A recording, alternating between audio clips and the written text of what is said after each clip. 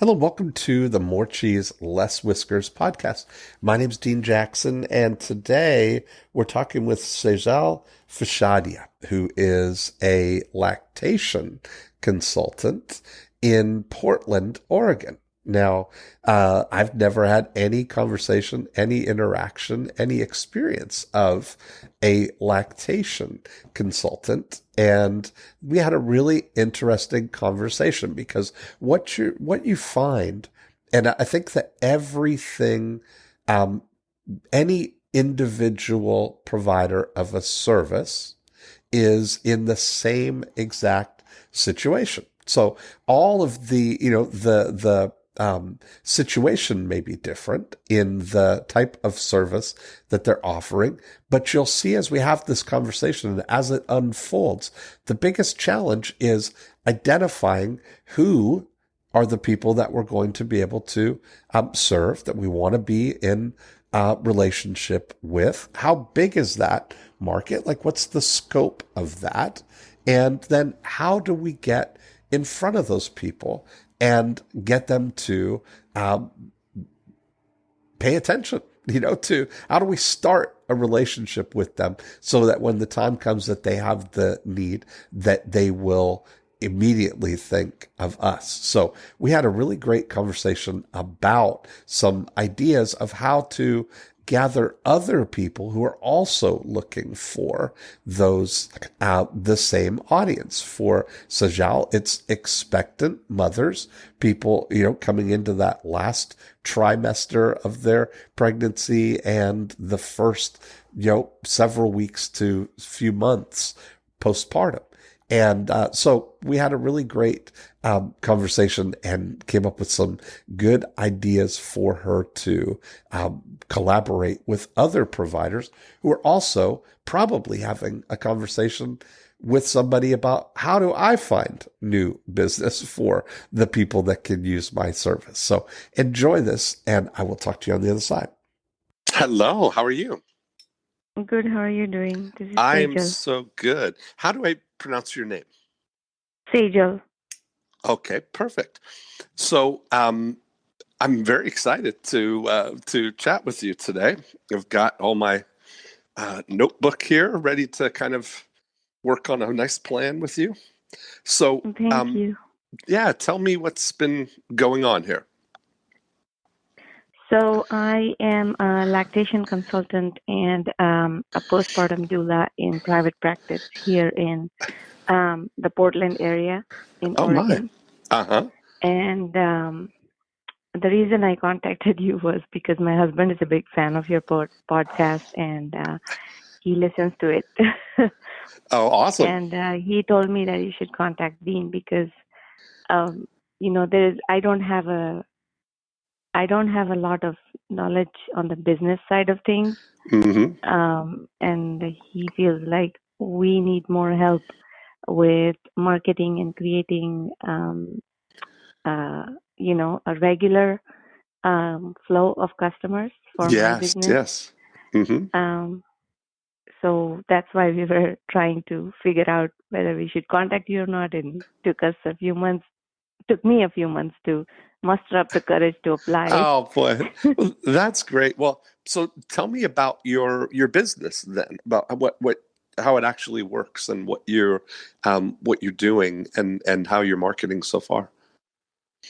So most of the marketing, my husband does it on like Facebook, doing Facebook ads, Okay. which I don't have a lot of knowledge about, but I just give him the content because I not only do lactation consulting, I also teach classes Okay. on on a on for babies that are pre-crawling babies on infant massage and tummy time, and Okay. it's more of a development, developmental movement kind of Mm-hmm. class Mm-hmm. where we kind of optimize babies' skills Oh wow. before they start crawling. So that's the goal, but Uh-huh.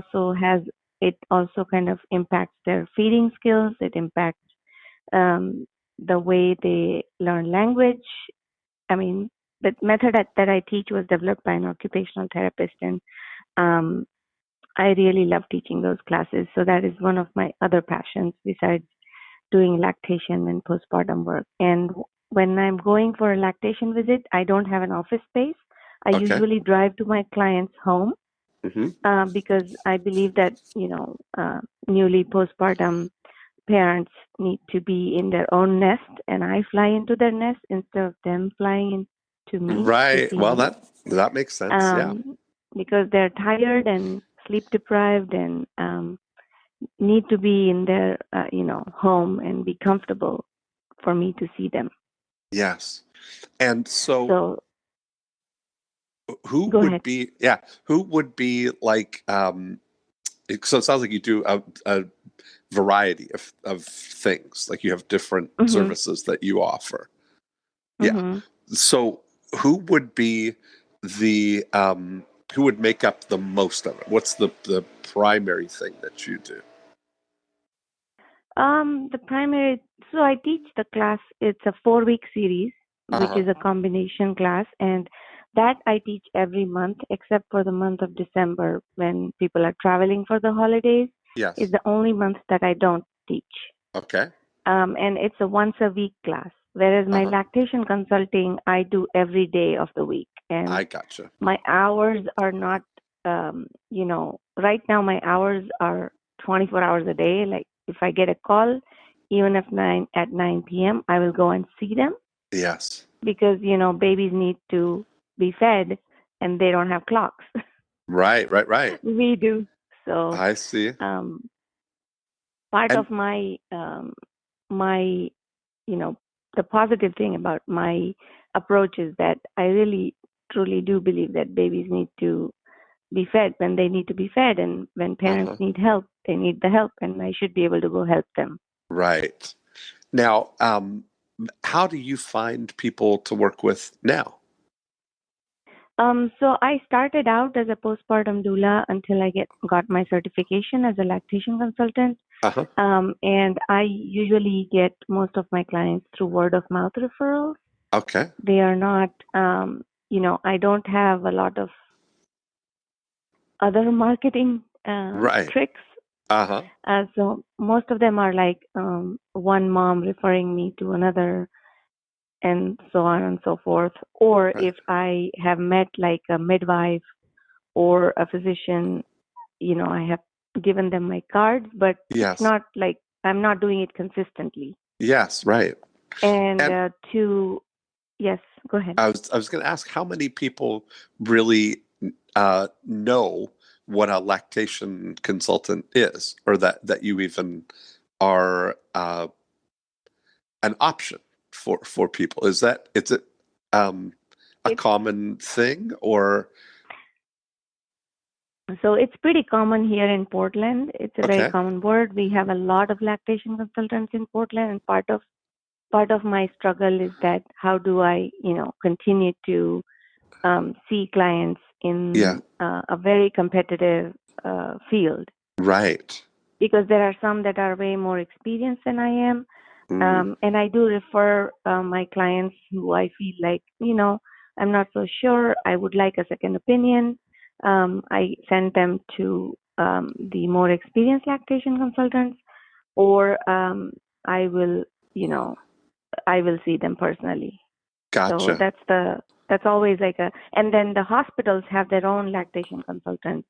Uh huh. Um, but what I'm finding in practice is that when people have exhausted all their resources in terms of going through the hospital system and they are not getting the answers that they're needing, then they will contact us, in Okay. private practice, because I don't accept insurance.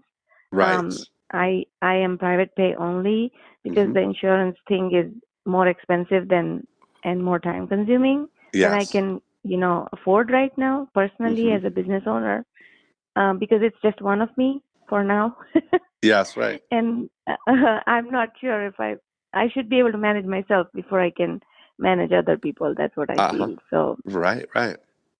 Well. and I also work as a independent contractor with another private practice lactation consulting group, Okay. because I need to have a sustainable income. So I Right. feel like I'm not there yet. by Well, myself. that's good, but that gives you a nice baseline.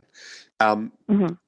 so how long do people typically engage you? How long does somebody work with you? Is there a window like of time from, when do they start and when does it end? So it's quite varied. Sometimes they contact me like 3 or 4 days postpartum, Uh-huh. and sometimes they contact me 6 weeks postpartum because the Uh-huh. challenges began at that time for that Okay. particular family. Yeah. And sometimes they'll contact me at like 14 months. It's a wide range, but mostly they'll contact me within the first. If I had to say, like 70% of my clients contact me within the first 3 to 4 months. Okay. Hmm. And that's good to know. And then how long do you typically work with someone? So I usually have an initial visit with them, Hmm. and then I would, if they need more help, I would say, I would really like you to follow up with me Uh-huh. in a week. But usually, people, because they're paying out of pocket, they'll be like, okay, can we text you about it, or can we, schedule later? And Right. sometimes they will schedule it, and sometimes they won't. Right. Now, if a particular client has more complications, like other issues with breastfeeding that won't be, kind of, will need more follow up, then I will Yes. usually end up seeing them at least 2 more times. Hmm. So, but the fees for the first time is higher, and the follow ups are less. Would you Okay. like me to Yeah, please share tell you about that? what you would charge, how that works. Uh, I'm trying to get a sense yeah. of the economics of it for you. Yes. So the first visit is usually anywhere from 2 to 3 hours long, Okay.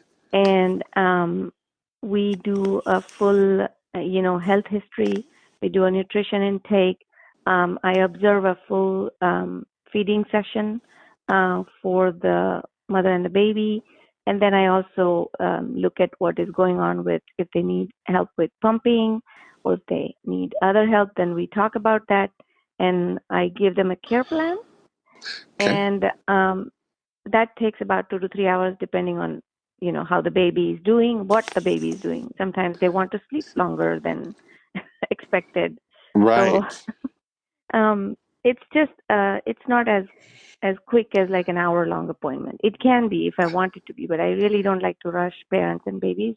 Okay. So I don't charge them by the hours. The first visit is about $195 Okay. for the 2 to 3 hours, and then the follow-ups are usually an hour and a half to 2 hours, and they are $95. Okay. Yeah. And then for initial visit, um, and then is that typically all it takes? You're like a troubleshooter, problem solver to help them get this issue handled, and then they're pretty much on their own. So you don't need to see them more than the 2 or 3 times that you might see them. Yeah, usually if they are not in any kind of discomfort, pain, Yeah. or if the baby doesn't need any other further, Uh huh. help, then they are pretty much done. And Okay. they'll call me sometimes to kind of, when they go back to work, they want to discuss a return to work pumping plan or something like that. Okay. Then they'll call me for like another follow up. But Okay. usually, there are classes in the community on Yeah. uh, working and continuing to breastfeed while you go back to work, which Hmm. are really good. So sometimes they need me, sometimes they don't. Okay. Yeah. Perfect. So sometimes, so you would say on average, it would be closer to one visit or closer to 3 visits that you might get work with someone. I would say I would go with two, Okay, two um, is per. because I know that most of them do need two. Okay, so there we go. So average would be around $295 or so for 195 and 95. Yeah, yeah. pretty much. Okay, okay, perfect. Hmm. Now, all of these are all like in the immediate months postpartum, like you said. So let's just Yes. get a sense of how many there are. Do you know the birth rate? Like how many babies are born in Portland? How far do you travel? So is it within 30 minutes of where you I are, or? Mhm.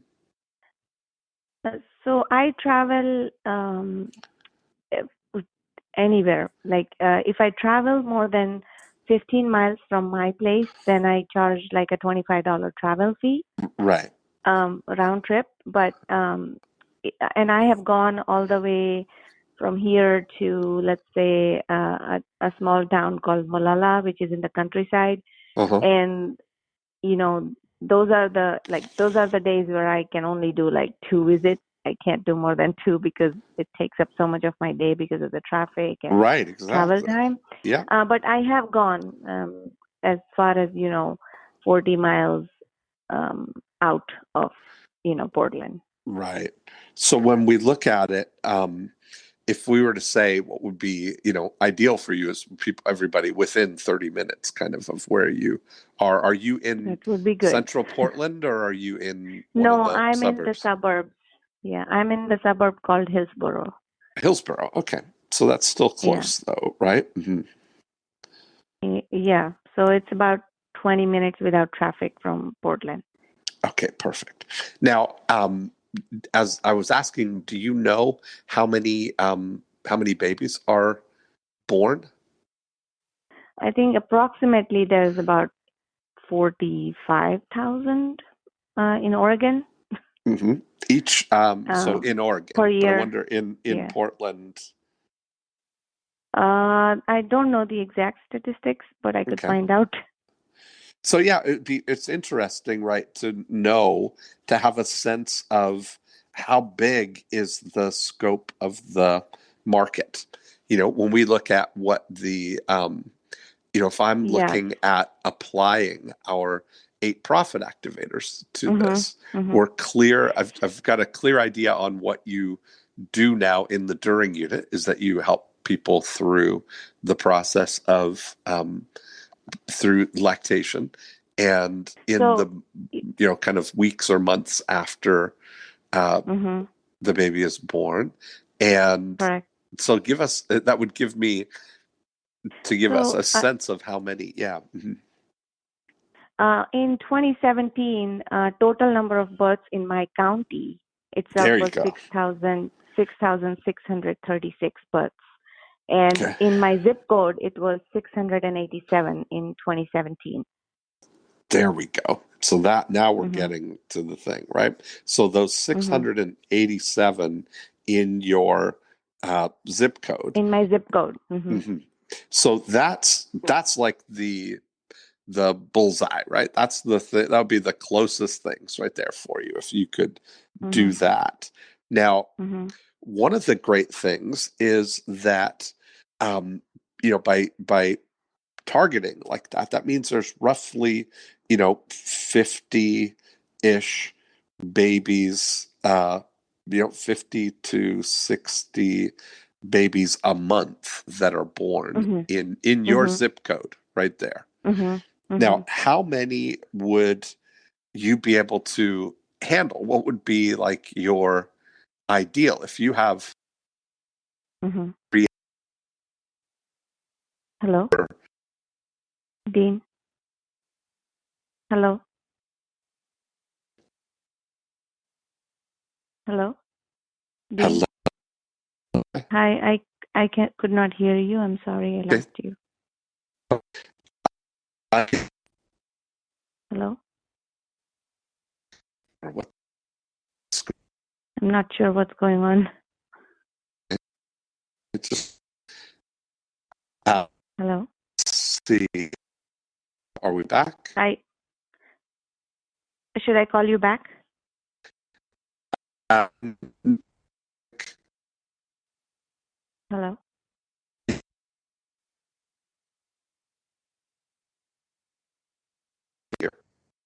I wonder. Dean. Hello, hello.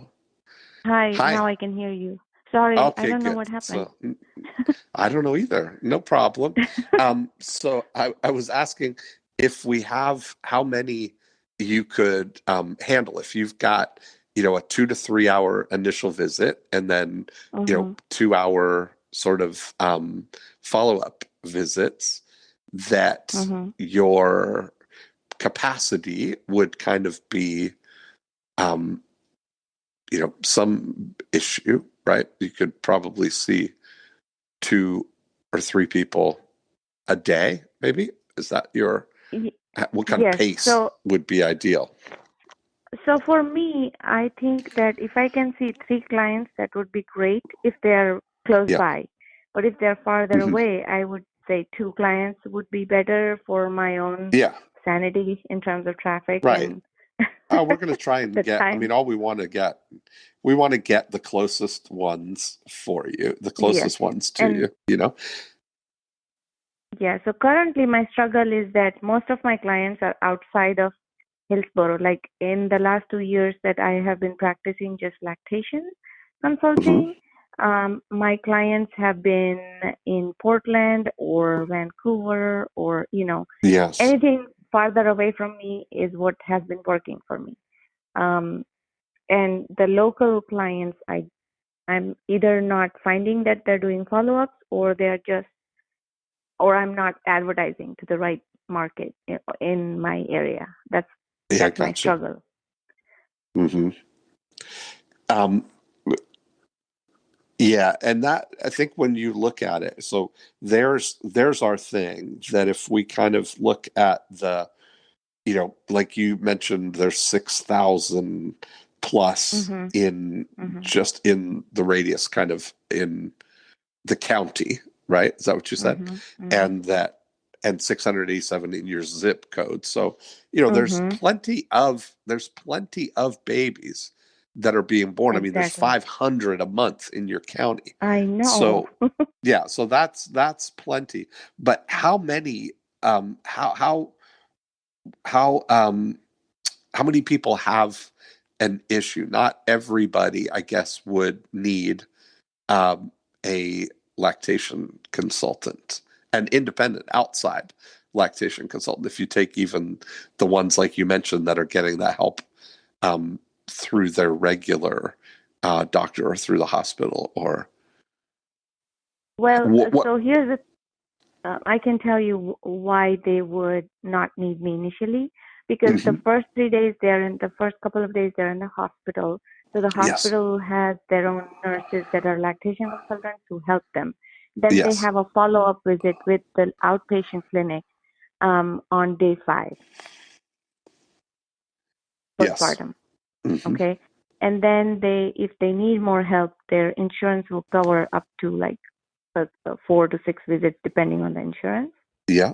And then if they don't find help, then they will, um, call a private practice lactation consultant. Hmm. Okay. Because number one is I'm not covered by insurance, so that's Right. always a barrier for Yeah. the common person. Hmm. Yeah, so that's what I'm saying is out of the 6,000 in the county, we're dealing Hmm. with a limited pool. It's not Hmm. everybody that's going to be your potential, Right. but we know that they are uh, among the Hmm. 6,000 babies that are born in the county, right? So we know that Yes, we've they got are. that going for us. So we can narrow Hmm. that down that way, and those are sort of um, visible prospects. You can Hmm. identify who those are. Now, Hmm. when how do you reach them now? How do people know to call you? Like I said, either word of mouth or if their midwife would give them my information, like you should call Sejal because she'll come to your home and she needs, Uh-huh. you need to have more focused care Yes. that's, personalized for you. Yes. Because the problem with the hospital visits are they are shorter.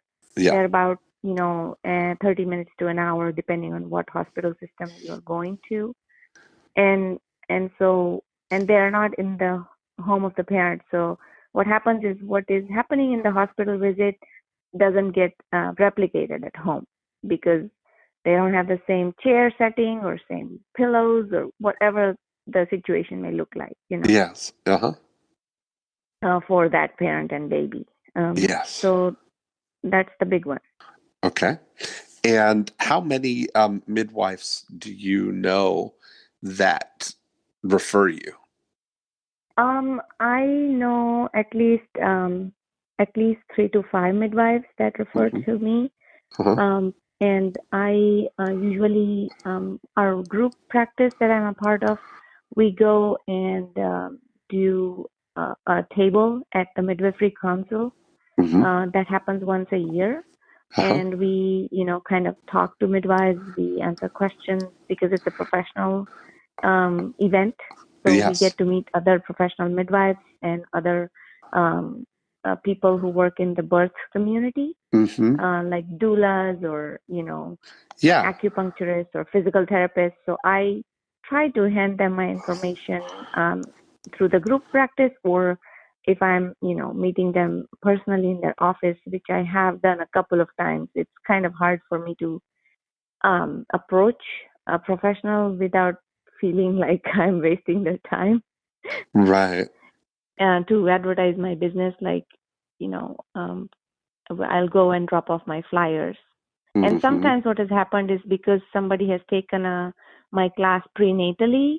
Like I also teach private classes on newborn care and breastfeeding in a Uh-huh. client's home. Uh-huh. So if they have taken it prenatally, they have gone back to the midwives and talked to them and said, we really enjoyed this person's class, and you should contact her if you have, um, clients that need breastfeeding help. So then a Hmm. midwife has contacted me and said that we heard really good things about you and we would like to meet you. So then I Yes. go and meet the group of midwives, which is unusual because they are busy as professionals. So, Yes. but that has worked once. So Uh-huh. I don't know if I can replicate that again, but Well, it's really interesting that, there's a lot of um, other people who are serving new mothers, and mhm, that's mhm, like when you look at the entire journey of mhm, somebody being and getting pregnant, having a baby. I mean, all the way to um, fertility doctors mhm, and mhm, people who are trying to get pregnant. mhm, Then all of that journey from the 9 months of the pregnancy, and then the birth, and I imagine midwifery is really seeming to um, take off now, and especially in mhm. Portland, I would imagine that it's a very Definitely a big deal, more common than probably in other parts of the country, and correct. a lot of I would imagine natural childbirths and that sort of Mhm, preference, and I mhm, wonder if um, that whole world, that whole mhm, group of people would be mhm. more likely to be your clients than people who take a more stringent sort of like hospital and medical Medical approach. approach to Mhm, pregnancy, right? correct. Do you find that that's true, or does it doesn't matter for breast lactation issues or lactation issues, no matter what kind of? I think because our healthcare system is promoting more breastfeeding, Yes. um, I find that it's a 50-50 split in my practice of Okay. hospital based patients versus midwifery based patients. Uh huh. I certainly don't get a lot of referrals from medical providers Uh huh. because most of them work in the hospital system, and so they refer to the hospital-based Right. Mm. lactation clinics. Yeah. So I have had a couple providers who have referred to us, and that is, really good that we have them. But yeah, I would say that my word of mouth referrals either come from midwives or moms themselves. Yes, I gotcha. And so Mhm. when you look at that, and that's certainly a good thing, when other mothers are kind of, referring you, that's a good thing. Now, Mhm.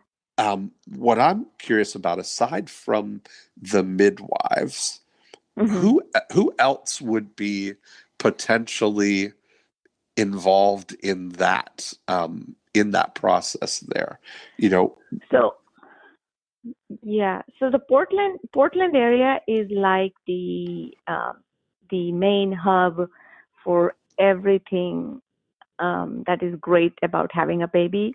yeah, You are in a good place when you have a baby in Portland uh-huh, because you have so many mother support groups, nursing mom support groups. You have developmental play groups. You also have hospitals that have new mom support groups, and then there are people who are physical therapists who work with mothers and babies in terms of postpartum pelvic floor therapy. Those are people I refer to, so I know that hmm, they are working with new mothers and babies. yes, There are craniosacral therapists, and I volunteer at a craniosacral therapy clinic once a month, hmm. whenever possible. And then there's birth doulas who I network with. There And are what's the difference postpartum doulas. between a doula and a midwife? So the doula is there to support the mother while prenatally. A couple of times they meet, and then if it's a birth doula, and then they go to the birth with the family and are there throughout the birth, I gotcha. supporting in physical support and emotional support. Whereas the Okay, midwife is the one who actually helps with delivering the babies and okay, taking the healthcare part of the prenatal care of the mother and the baby. I You know, gotcha. Hmm. and some midwives do home births who will go to the client's home, and Yep, I some had some midwives friends do who did. birth center births. I had some friends who did home water birth, and they had a doula Wow. Yes. and a midwife. Yeah, Mhm. so Yeah. very interesting. So Mhm. where I'm going with that is that Mhm. the funny thing is it's just as likely that Mhm. somebody who's a midwife or a doula is Mhm. thinking and having a similar conversation to what we're having right now, wondering about how can I get the word out about my service? How can I grow my business? Mhm. Right. And Mhm. so, but they're all thinking independently. They're all thinking, um, just about their portion of it. And Mhm. there sometimes is an opportunity for Mhm. someone to come in and organize the group of them, so that you can try and, because you're all serving the same Mhm. 6,000 women Mhm. in the county there's 500 Mhm. women this month that are going Mhm. to have a baby, and I'm sure that those lists are all available, um, that you can, you know, mail them by name, um, because there's so many, um, registries, and all of that data is available. You could get mothers who are about to expecting children. And I wonder if the process started, like you were saying, um, kind of early, but if you kind of were to introduce something to those mothers, to expectant mothers, that kind of introduce you and introduce the midwives and the doula, and maybe it's just even one or two of each of those things that you put together, this kind of natural birth, um, support team Mhm. that work together to identify and to educate and motivate people, the Mhm. mothers, Mhm. because that you mentioned earlier that sometimes your best success is with the parents who take your prenatal classes, Mhm. right? That they kind of get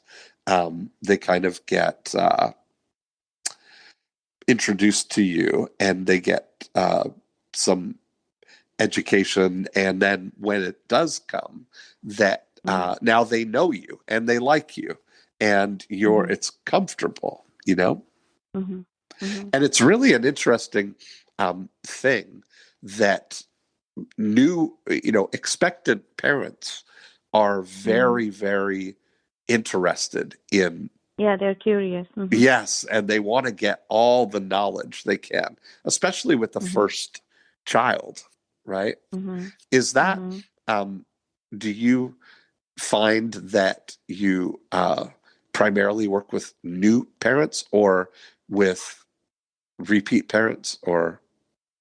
Um, so sometimes I do work with repeat parents. The reason being that either I have been their postpartum doula in the past, or they have worked with me in the capacity of me being their lactation consultant, Yeah, or they have taken a tummy time class with me and they enjoyed it. So yeah. they want to prepare, like sometimes they come into my class later on, like around 12 weeks, and Hmm. they kind of always tell me that I wish that I had known that this was an option before, and we missed this for 12 weeks. We could have done much better, you know.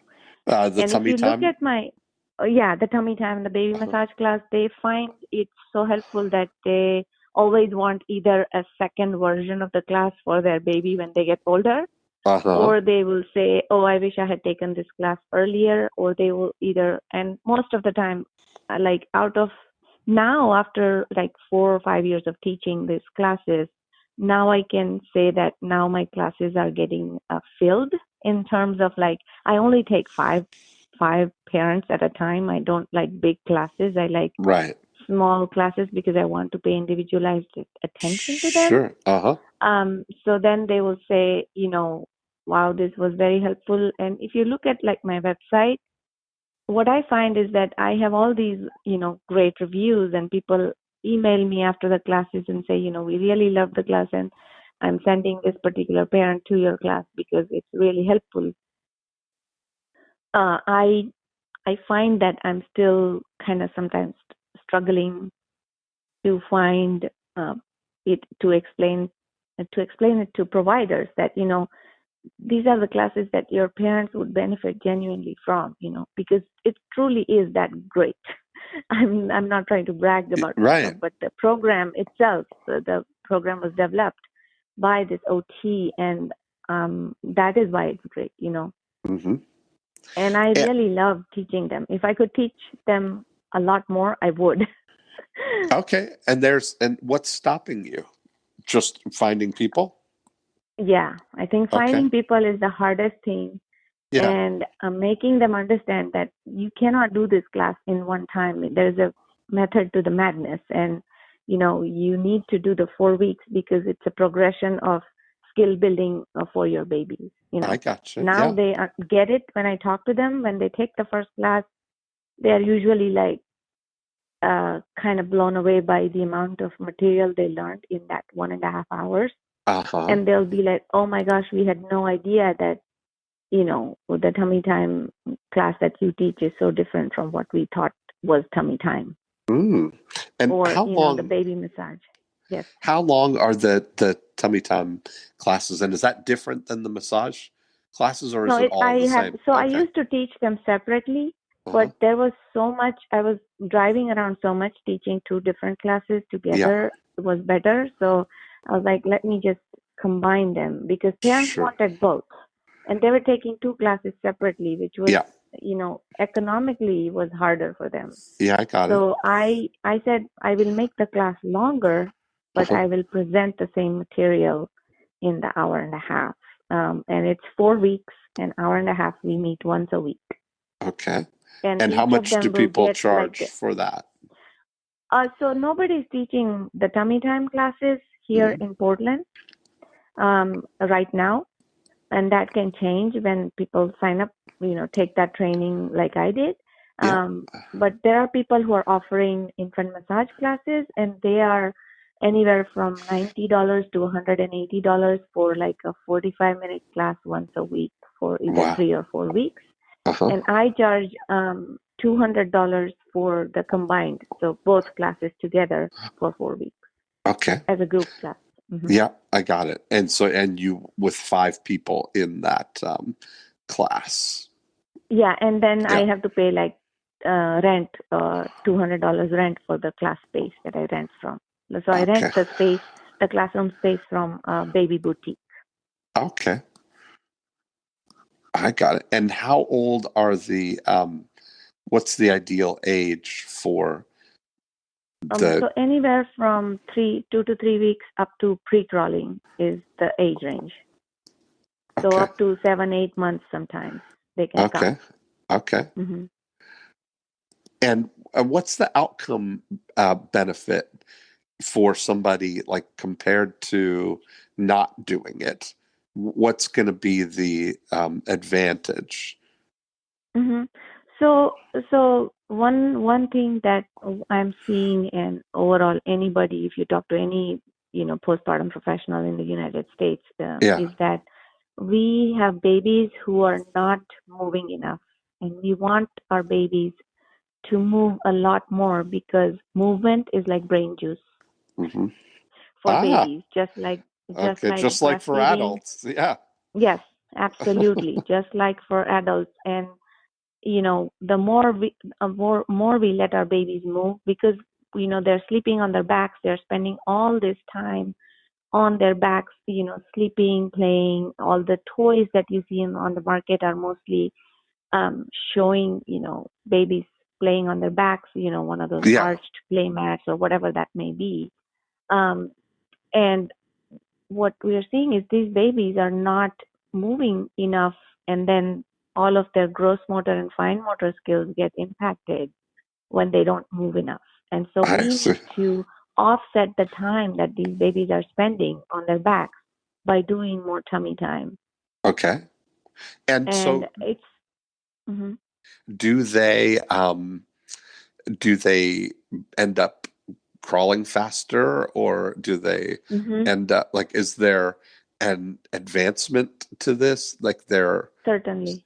so then they end up walking faster? And So we don't really expect them to do no. a milestone sooner than other babies. That's not the goal. Okay. But we want to optimize the outcomes of their milestones. And they Okay. get optimized if we allow them to move. Because whenever you see a baby, either they are, even in pictures, look at the pictures you Yeah. see all over social media, is Uh-huh. either the baby is sleeping in a little cocoon or Uh-huh. a swaddle blanket, or they are, playing under a play mat with Yeah. the arch toys hanging from the top, or they're in their crib, or they're in the bassinet, or they're in some sort of container. And so Yes.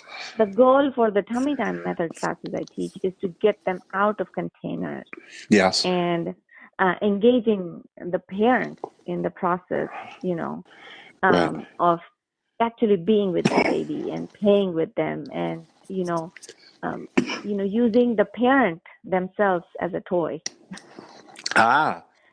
And what would be the is there any measurable difference that would be either visually or quantifiably in any way? Or is it just because when you said you're not trying to I'm just looking to see what the result is that somebody um, would be buying, Yeah, what so somebody so the big one is like baby's not rolling over, yeah. baby's not comfortable in tummy time. Most of the people say take the class that I teach because their babies, they say, does not like tummy time or they hate it. Uh-huh. And just after doing the homework that we give them in the classes, they will email me saying that, oh my goodness, the class has helped so much. Even one class, they changed the way they breastfeed, they changed the way they're moving, because all of the stuff that happens during tummy time is like the baby is doing their own tummy massage because they're spending so much time against gravity on their bellies Mm-hmm. that all of their gut is getting a nice massage, and they are less gassy, they are less Yes. burpy, and they are much more their digestive system gets much more regulated. And so it's mostly the whole approach is a nervous system therapeutic approach. It's not just putting babies on your tummy. That's not what the Right. method is about. So, um, like, and a client after taking the 4 week class, almost always, I get an email from them saying, "Oh, my baby's rolling back and forth now," or they will have, they'll ask me for suggestions that they're rolling one way but not the other way. And these are the babies who never liked tummy time in the first place. So, you know, certainly it's not a statistical measure for now, but Right. eventually I would like to have a number that says that, these babies have taken the class, Yeah. and this is what we are seeing in the babies, because I will receive emails or pictures that, wow, they're so much better on their tummies, and they're moving so much better. And it is not just impacting their movement abilities, it's Right. impacting their feeding abilities, it's Yeah. impacting how they are breathing, so much more. Yes. Okay. Um, so the more that I hear this, you're Hmm. definitely, your sweet spot is in that, that first 6 months of Absolutely. somebody's, and so it depends on if somebody knows you ahead of time. Um, Hmm. that could really be a big difference for you if Yes. that was, Yes. yeah, if you were able to um have that person there. So it'd be really, I would be focusing. So now I always put myself in your shoes here, knowing what I know, Hmm. and now knowing what Hmm. I know about what your business is, about how I would try and approach things, is that there I would definitely be looking to combine forces with somebody to create almost like a natural birth advisory team, where Hmm. it's like you can create um, the source for people, whether it's um, if you're thinking about like an ongoing, I would almost think about, periodical, sequential sort of mailing to the people who are at the 6 month mark of their pregnancy kind of thing in their last Hmm. trimester. If you could Hmm. start, if there were sort of a series of, a few mailings where you're Hmm. sending somebody almost like a newsletter or a um, journal or something that would have educational things about um, natural birth options, or all the things that would be um, helpful for people Hmm. approaching their birth. And Hmm. so you Hmm. could have articles, or information from a midwife, from a doula, from Hmm. whoever else would be in that um, in that circle. Other Hmm. people aside from you. We talked about midwives and doulas and lactation specialists, and what other potential things could there be in that world there. Hmm. And then and you wonder the whole thing, and I would make an exhaustive list of all of the people who in your county are also interested in getting these 6,000 women Hmm. as clients, right? Who Hmm. else is Hmm. going to? And that could be all the way, if you take everything else from Hmm. all the things that they're going to need, like the baby boutiques, or you said you rent a space. Is it in a baby boutique, or? Yeah, but it's all Yeah. the way in northeast Portland. So Oh, okay. it's about a 40-minute drive for me to Yeah. go. every Uh-huh. week teach, which is Right. fine. I don't mind that at all because my clients are there, so I'll go wherever I need to because I need to Right. get my bills paid. Yeah. Um, We need but to at get your the same time, clients in your area. Yeah. yeah, and that's my biggest issue is that Yeah.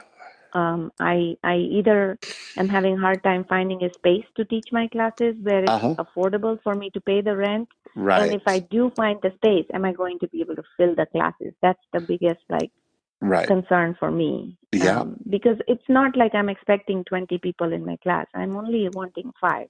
Right. I get it.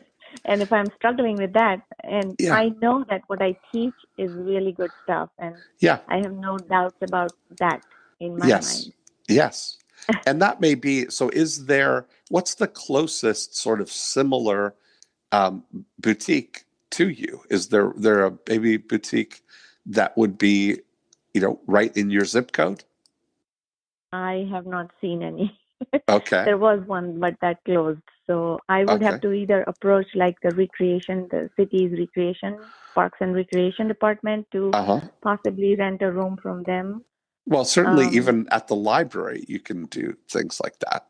This is an educational um, thing. You could certainly do something like that. I don't, how much space do you need? so it's only 5 parents, but sometimes they bring their strollers or car Yeah. seats. So I need like, at least like a 10 by 10 room. Oh yeah, no, I mean, certainly you could get something like that at the library. And Hmm.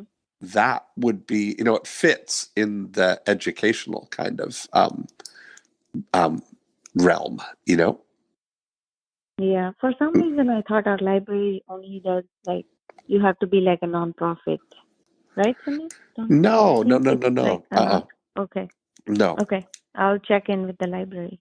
Hmm. And so that, yeah, because they do rent the space, but you can't, um, check with your library. But some libraries are that you can't sell something at the while you're there, kind of thing. But you're already selling the course. This is something that you're fulfilling on while people are there. So you're not selling something in the library, kind of thing.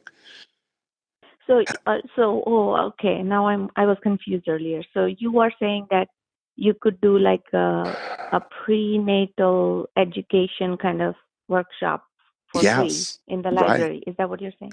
That would certainly be something that I would look to do because this is going to, it feels like everything you have is kind of hinges on the first several weeks after they give birth. So Yes. if you mentioned that a lot of your clients are people who take your prenatal class and But I don't teach a lot of those, Dean. I right, wish I could teach more, but I only teach like once in a blue moon because I'm having a hard time filling those classes up. So right. But I'm kind that's of where like, I think that's where you could focus that way, is to okay, now okay. get to invite, part Hmm. of it is that you've got to let people know that you're doing it. Like And do when you? yeah, Mhm. if you make it a thing, this would be the kind of thing that you could get sponsors for, in collaboration with Mhm. other people who are also trying to influence or, win those mothers as clients, Mhm. right? So whoever else is offering complementary but non-competitive services to Mhm. what you offer, Mhm. just like Mhm. the same, the midwives are referring you, um, Mhm. that this could be an opportunity for them to um, collaborate with you to find and educate mothers ahead of time. And you start thinking Mhm. about who else is going to be involved in that mother's life in the first, both the final final trimester leading up to the birth and the first 6 months after. Who are the primary people in there? I mean, is it maybe maybe there's a natural nutritionist, right, who helps with Mm-hmm. feeding Mm-hmm. advice, right? Like giving Mm-hmm. natural and organic, making Mm-hmm. baby formula or baby food, or Mm-hmm. um, those kind of things where you start to there's more there's strength in numbers, in that you're Mm-hmm. all doing something that has what I'll call like a relatively low price point, right? With Mm-hmm. not much margin to um, do um, marketing with, Mm-hmm. like you're thinking, depends on how much it costs you to get somebody. But if your first thing is $195, the more Mm-hmm. you spend to try and attract somebody, the Mm-hmm. the less that's just taking away from what you're actually earning for doing the That's service, right? what has been happening. Yes. Yeah, right. Yeah. So in order to do that, that's why you need to focus on the things that can get you those clients, but at a low cost. Mm-hmm. Yeah, And so without. when you say the sequential mailing or a Uh-huh. series of mailing, are you talking about a physical card or an email? I'm talking about a physical card, because Like a you wouldn't. postcard kind of thing? Yes, exactly. Okay. Okay. Um, because you've got that. I would offer them something like a book, or if you were to um, collaborate with your Mm-hmm. other providers to do a book that had, a chapter on lactation, and a chapter on Mm-hmm. your tummy time, and a chapter on another element on natural birth, or um, Mm-hmm. nutrition, the things that Mm-hmm. new, every sort of new mother would want to know. Mm-hmm. That would be a very valuable thing. Okay. Hmm. So we would have to buy the book in bulk and mail it to people, or are you saying that we would just write some stuff down and make it into a book? I think you could make it into a book, yes, Okay, or got it. Got yeah, it. yeah, it would be yours in Like a little collaboration. brochure. Yeah. It could be like your, if there were, um, yeah, just like who comes to mind that would be the type of people, because now all you're thinking about right now is we're moving into to profit activator 2, right? Getting people to raise their hand. Is Mhm. You've got the visible prospects of Mhm. the you know the 500 women that are moving into their final trimester right now. That's Mhm. happening. Mhm. Okay. Mhm. That Yes. those 500 people, you're all trying to, um, if they know you and they know that Mhm. you exist, and they, um, you know, find value in what you're providing for them, that's going to Mhm. be Mhm. a long way. Now, whenever they cross that, they've given birth, and then they have a lactation issue. Now they know somebody that can help them with that. And if they don't Right. have a lactation issue, and their child now is starting to move, that now Mhm. they've got, and they know about the option of your tummy time class. Mhm. Right. And that makes a big difference, where now if you get, 4 or 5 or 6 different providers, plus maybe a major sponsor who might be a boutique or a baby Mhm. store, who are, people who are selling strollers and all the Mhm. high ticket Mhm. items that somebody's going to do, that Mhm. they might be happy to be the sponsors of this, Mhm. right? where you're being able to organize and present valuable content for that audience. Right. Yeah. And get it in front of those mothers, you know?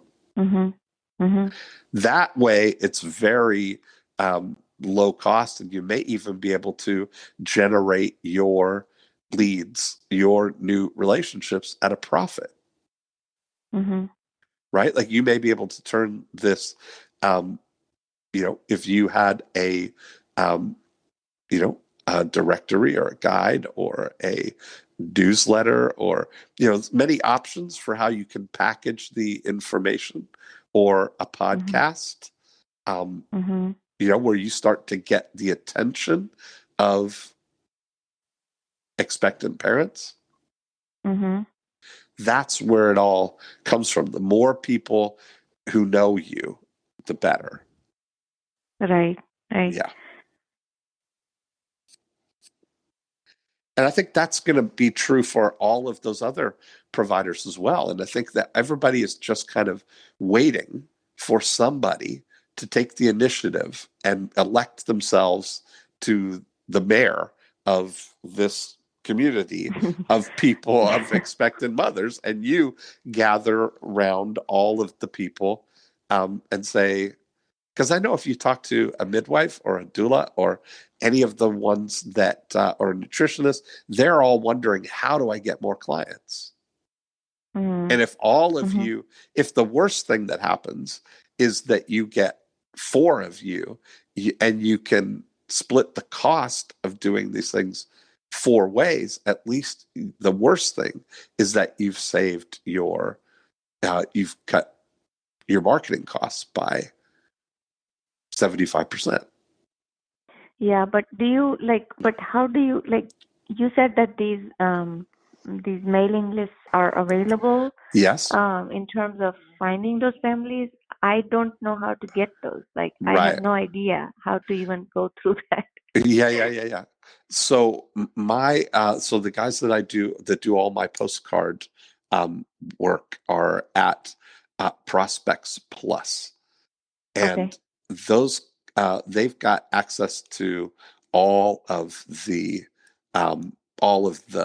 mailing lists, all the data, everything that's available. And so you could identify in your zip code specific specific people. Okay. Yeah. And that would not be like something that I'm doing wrong, right? As a provider, or no? No, not at all. Because those lists are totally available. I mean, that's when people go and register for a birth registry or all those things, that's all data. Right, exactly. That's all available data. So that wouldn't be a problem, right? So I would have to go to the website that you mentioned, the Prospect Plus, right? Is that what you're saying? Prospects Plus, right? And then I would have to contact them for that. Is that what you're asking? Yeah. Okay. Sounds good. So what did you hear? Yeah, what are you? How's that landing, or what are you hearing and thinking from what we've discussed? I am kind of thinking whether it's something that is going to, work out when we do a group newsletter. That is one of the questions, and also how people are going to take it, whether it's going to be like end up in people's recycling bins, or well, they're there's a actually good going chance to read the material. Yeah, and that's why you have to make it valuable info, not make it just advertising. Yeah. If it's adding value, if it's interesting, if it's answering the questions that they have, the concerns that they have, if it's giving them answers, that's really that's what gets anything attention. It has to be of interest to me. Right. Yeah. Yeah, I know that like a local, and it's also hard to compete with like a doula agency versus being an individual provider, you know? Right.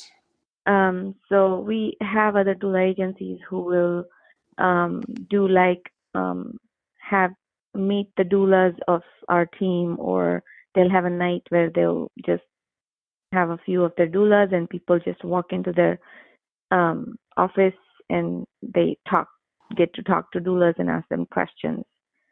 Um, for me, as a single provider, I don't Yeah. know if that's a business model that would work for me. So that always gets confusing in my head. That, oh, if I do that, how many people are going to show up? Where would I do it? All of those questions, you know. Right. Hmm. And I think So that, what you're yeah, part of it mhm is that you've got to just throw your hat over the fence for a lot of it, right? mhm Like, I mean, if mhm you just had flyers or something made up that talked about your upcoming class at the library, mhm um, that alone would get some um, attention, you know? okay, Yeah. And even doing Facebook ads like that. right, right. Yeah.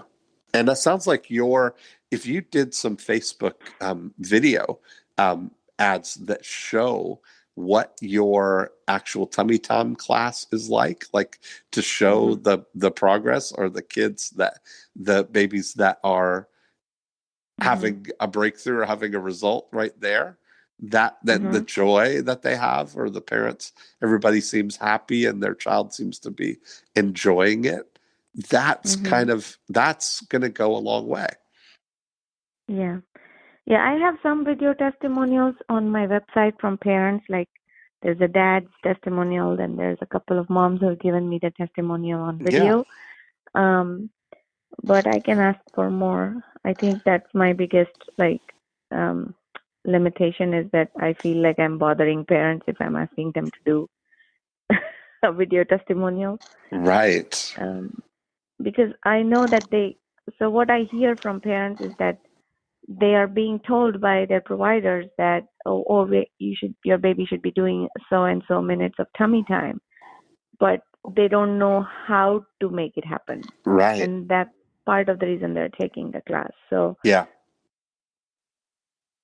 I Perfect. Well, feel like, thank God you're there to help them, oh, because I they hope don't so. know. That's it.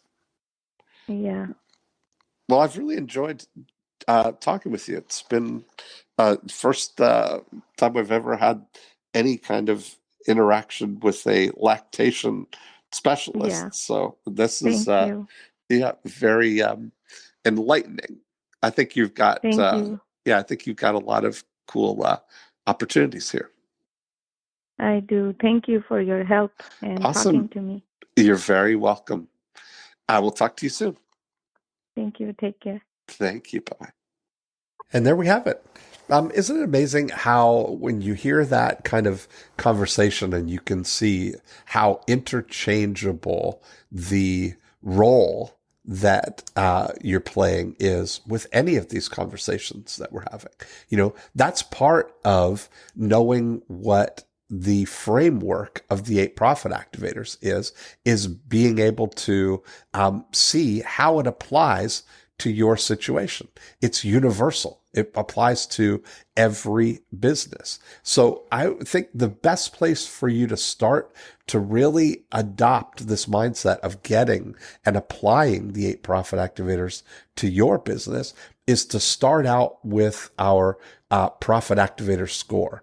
And that'll tell you exactly how the 8 profit activators are interacting with your business right now. So you can do that online for free at profitactivatorscore.com. We have an online, there's 8 of the profit activators. You just go through, choose the score that represents where your business is right now for each of those profit activators. It's very easy. It guides you through the process. And at the end, you get a score that shows you where the biggest opportunities are in your business. And I would encourage you to do that and take some time to really think about if you're low on Profit Activator 2, or if you're low on Profit Activator 3, educating and motivating. It gives you an idea for where to actually focus your effort to make the biggest difference. So you could do that at profitactivatorscore.com. Of course, if you'd like to be a guest on our show, you can go to morecheeselesswhiskers.com. You can download a copy of the More Cheese Less Whiskers book. If you'd like to be a guest, just click on the Be a Guest link and we can get together and talk about your business. So that's it for this week. Have a great week, and I'll talk to you next time.